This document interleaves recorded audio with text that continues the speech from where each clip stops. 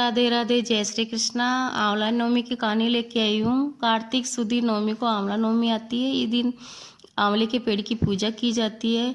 पूजा करने के लिए जल, रोली, मोली, चावल, गुड़, पतासा, आंवला और ब्लाउज पीस और उस पर दक्षिणा जरूर होनी चाहिए।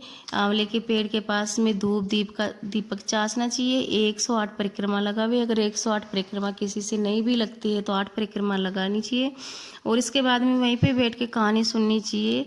अगर किसी से बन पड़ता है तो आंवले के नीचे एक ब्राह्मण और ब्राह्मणी का जोड़ा जिमावे और जिमाने में आंवला जरूर गाड़ना चाहिए।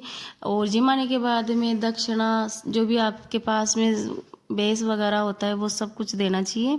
और इस दिन गुप्त दान भी होता है। अगर कोई गुप्त दान भी करना चाहे तो लाल कपड़े में रुपए पैसे बांध के गुप्त दान कर सकता है। और इस दिन सब परिवार को आंवला जरूर खाना चाहिए। इसके बाद में कहानी आती है। एक राजा था जो रोज 1 मन आंवले का दान करके भोजन करता था। और एक दिन उसके बेटे बहू ने सोचा कि रोज इतने आंवले दान करते तो सारा धन खत्म हो जाएगा, इसलिए इनका दान बंद करवा देना चाहिए। फिर पुत्र आया और बोला, राजा से बोला, आप तो सारा धन लुटा दोगे, इसलिए आप आंवले का दान बंद कर दो। तब राजा और रानी उजाड़ वन में जाकर बैठ गए। वह आंवले का दान नहीं कर पाए, इसलिए उन्होंने कुछ खाया भी नहीं। तब भगवान ने सोचा कि अगर हमने इनका मान नहीं रखा तो दुनिया में हमें कोई नहीं मानेगा।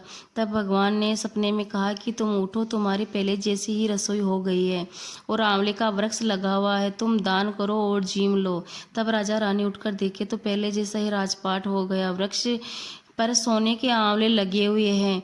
तब राजा ने आंवले दान किए तथा बेटा बहू के घर में भी अन्नदाता का वेर पड़ गया।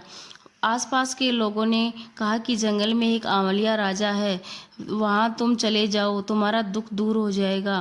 वह दोनों वहां गए। वहां पानी अपने बेटे को बहू को पहचान वह जो रानी थी वह अपने बेटे बहू को पहचान ली।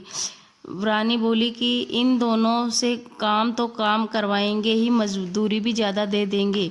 तो उन्होंने रख लिया। एक दिन रानी ने बहू को बुलाकर कहा, मुझे सिर नहला दो। वह सिर धोने लगी तो बहू की आंख से आंसू निकल पड़ा और आंसू उनकी पीठ पे निकला। तो उसने बोला कि तुम रो क्यों रही हो, इसका कारण बताओ।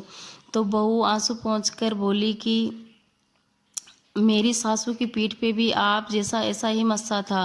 वह 1 मन आंवले का दान करती थी तो हमें उन्हें दान करने के लिए मना कर दिया।